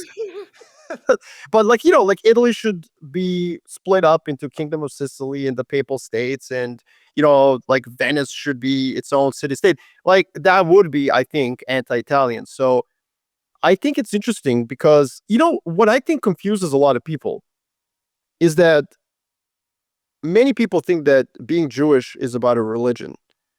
And obviously I'm walking on eggshells here because I'm not Jewish. But I think that there is a pretty deep historical ethno-linguistic component to a Jewish identity. In other words, you do not have to be observant Jew to be Jewish. And in particularly because, when shit hits the fan in history, when they come to get you, they don't ask you if you can recite from the Torah. You know what I mean? Right? Yeah. No, and this goes back to the power index and why I'm so pessimistic about Israel on the power index. Because if you look back at the history of Jewish polities in the Middle East, like getting away from the politics and ideology now, there's a reason there haven't been that many of them.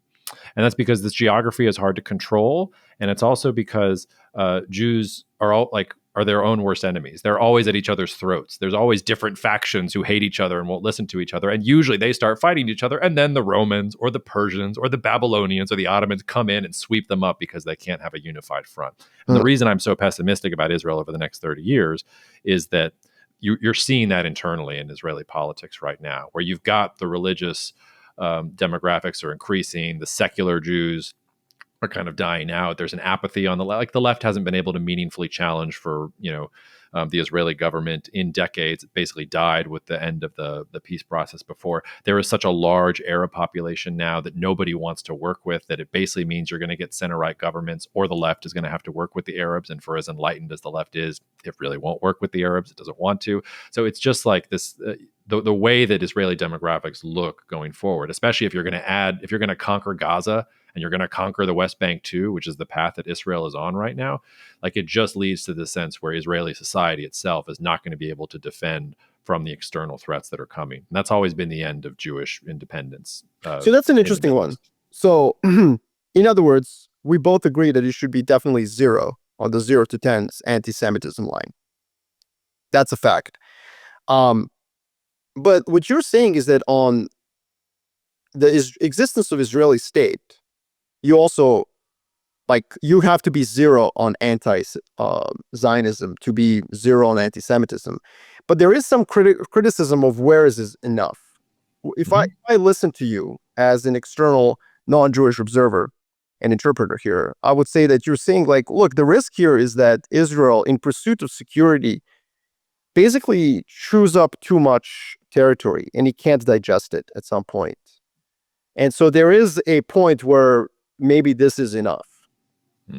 Is that, I mean, and I see what's going on in Gaza, and like that piece of land, I mean, it has no real benefit at all to Israel. I mean, it's truly, it has absolutely no geographical benefit. I mean, or to Egypt or to anyone else. There's a reason nobody wants it. Like nobody the only reason Israel's doing this is because nobody wants it. Right. And then the problem is the West Bank, Jacob. Yes. I think the problem is the West Bank because history, and by this I mean biblical history, is like very long. And those are two kingdoms that Israel did control. Judea and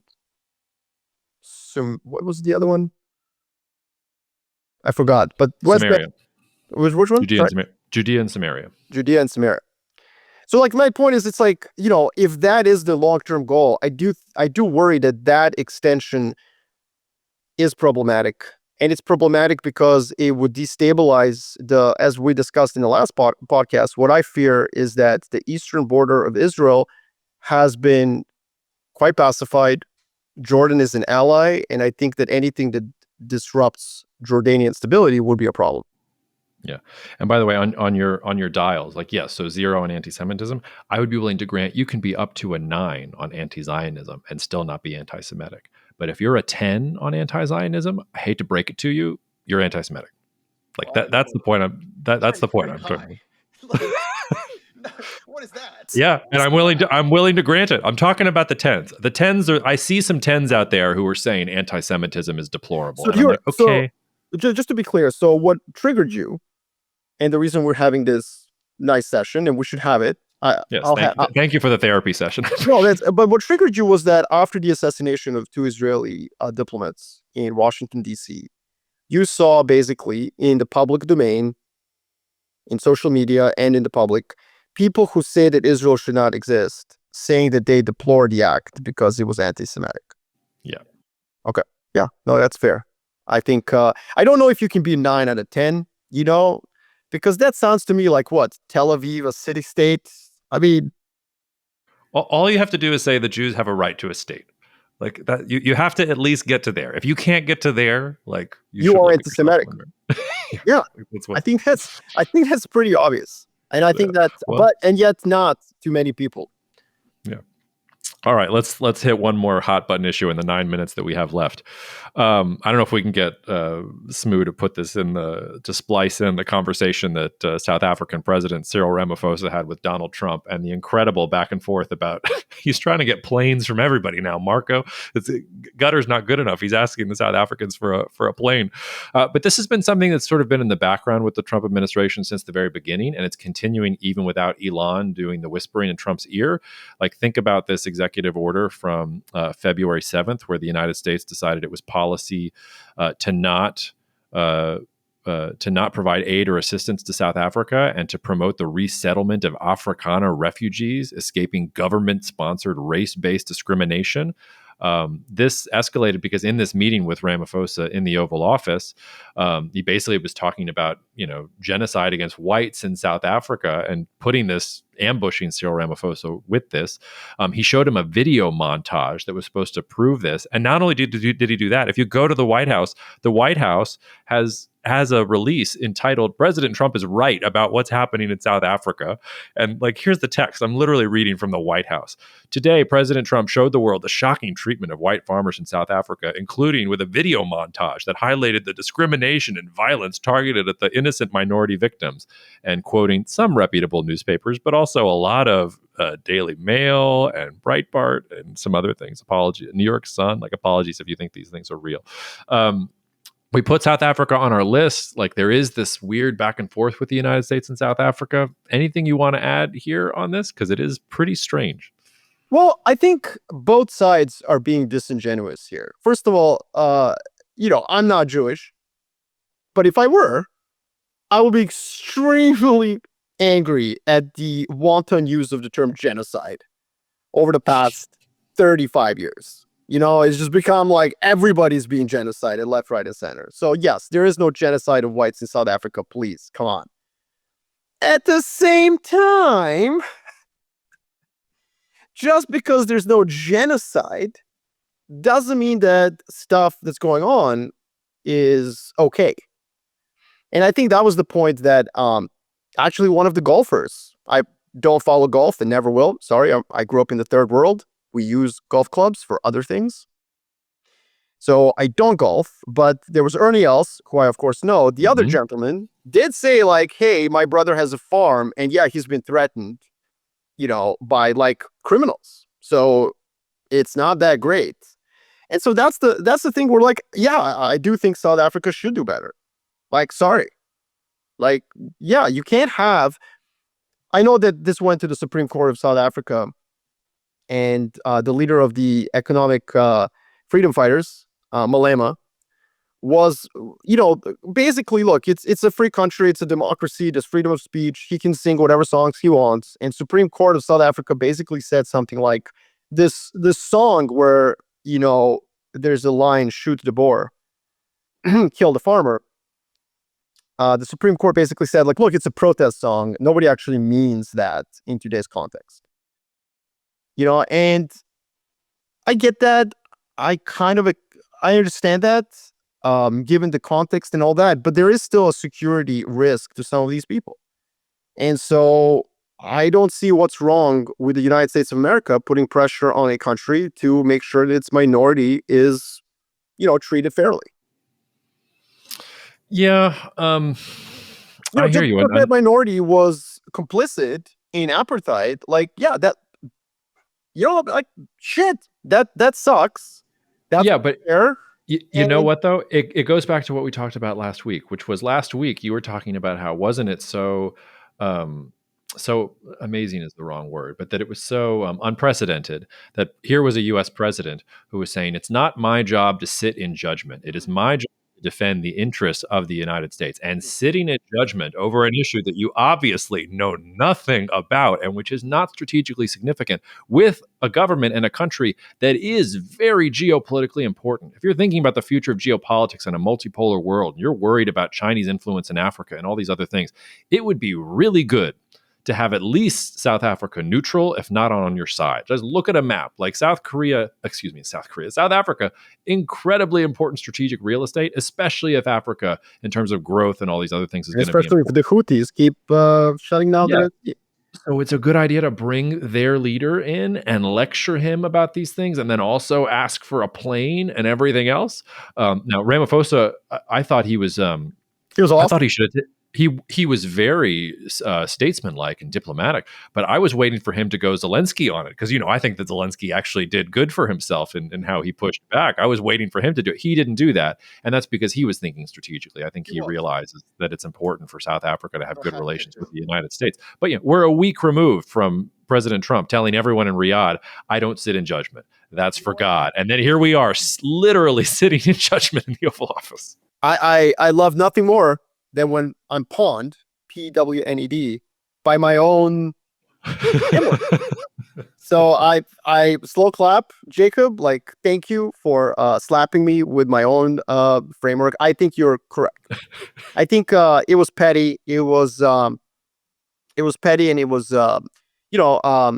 unstrategic. He should have taken his own advice from the last week. You're correct. But I would say that for South African future, for South Africa, for their own goods, they should not be, like eliminating a whole minority of people or making it uncomfortable. I mean, the whole point of South Africa is it's a rainbow nation, Mhm. And if you start with the African farmers, by the way, there's a short path from that to Idi Amin pushing out the South Asians out of Uganda. Like, South Africa is not just white and black. There's also South Asians and also an ethnic group that they use the term colored for, which is a various mixes, usually in the South, in the Cape province, Western Cape. The point is, there are a lot of different groups in South Africa other than blacks and white Afrikaner. And all of those groups contribute to the Rainbow Nation. I mean, that was Mandela's great contribution to humanity, that he, engendered that. And so I 100% agree with you. I stand corrected. Thank you. President Trump should focus on strategic imperatives of the U.S. At the same time, he was kind of giving South Africa a helping hand, quite frankly, because they need to solve this, and they need to make sure that they don't go down the path of other African countries that did turn quite racist towards their Well, minorities. and they haven't so far. It's to South Africa's credit that it basically, yes, there are tons of problems in South Africa. There's violence, there's the inheritance of apartheid, all the different wealth inequalities, education inequalities, etc. But they haven't had a genocide. They haven't had a they haven't had a civil war. Like, relative to the other countries around them and what they went through, you would have expected much worse by now. And maybe it's still coming. Like, the story has not been written yet. But the thing that Mandela did was truth and reconciliation. Let's all say what we did, and then let's figure out a way forward. And Ramaphosa, even in the conversation, said to Trump, "Hey, we need to talk about this. Mandela said this. Like, this is where we need to go." And that was a moment where the United States could have said, "Okay, like, there are these problems. Live by your own creed. Let's do truth and reconciliation again, because you guys need an update to that, because if not, you're headed in a bad But direction." that's But that's not what was happening. no, no, Anyway, but Jacob, this is where I stand with the criticism of Julius Malema, because he is going back. I'm not sure that he feels that truth and reconciliation was enough. yeah, And I this think is that's fair. where I'm zagging from you, is that what I saw in the media over the last couple of days is just every single liberal mainstream media, outlet basically saying discredited news about genocide. Yes, that is correct, but I don't care. Genocide is an overused term. In truth, it's happened very rarely since the Holocaust. Okay. And again, if I was Jewish, I would be so much more angrier about the use of the word genocide, left, right, and center. Everyone's getting genocided now. Okay, everybody get in line, get your genocide hat and t-shirt on. No, just because there is no genocide in South Africa against the whites does not mean that they're not being discriminated now in sort of reverse discrimination in some ways. And I think that that is a mistake. There is clearly an exodus of whites out of South Africa anyways. I mean, professionals and so on, that has been happening for the 20 years. I don't think that's good for the country. And I do think that Julius Malema should be pushed on again, a little bit leaned against a little bit more. And I think that President Ramaphosa did a great job. I agree with you. But there can be both President Trump and the right-wing Afrikaners who are talking about genocide, they can be wrong. But also South Africa needs to do a lot better. And when I Yeah. see the media everybody in the West indexed on this issue. Well, there's no genocide. It's like, great. Like that is not a standard for how minorities are treated. Like, are you being genocided? I guess not. Okay, well then you're good and we're out of here. Like, well, no, I agree with you 100%. I think it's a missed opportunity for President Trump, because I think he could have actually used his position to try and push towards that. But by doing what he did, I actually think he made it almost impossible for Ramaphosa to do that. Like, because now, like, Ramaphosa has to go back after having, like, all these clips out, and it's like, you think that's going to cause anybody to want to sit down around a table? Maybe I'm over. I don't know. You know what? I don't know. Because look, for a country like South Africa, it does matter what great powers do, right? And I think that maybe he can go home and be like, hey, Julius Malema, thanks, buddy. Like maybe that can be the takeaway from here is like, hey, maybe like tone down the shoot the boar, like, sinking. Maybe like, if narcoritas are not acceptable, maybe like the celebrating of ethnic violence is not okay either. So I think, like, again, I think the way we're carrying this, first of all, everybody has a PTSD from Zelensky. And second of all, I think just saying that I can document in many ways how there's no genocide in South Africa or civil war, it's like, great. But that's just not enough. For South Africa to be a viable state, I just think that they need to lean into the Rainbow Nation. And I think that this government, this coalition clearly has done that. So I'm definitely not criticizing anything the government has done. What I'm saying is that there is a security issue. There is discrimination against some people of different color in South Africa. And that's not what the country really was like in the 90s. No, I hope you're right. I hope he goes back and he puts pressure on Malema, and he calls also around and says, does anybody have a 747, spare 747 to spare? Because we got a guy who wants one. All right, I got to get out of here. And I'm sure you do too, Marco. This was a really good episode. I agree. This was a lot of fun, man. Awesome.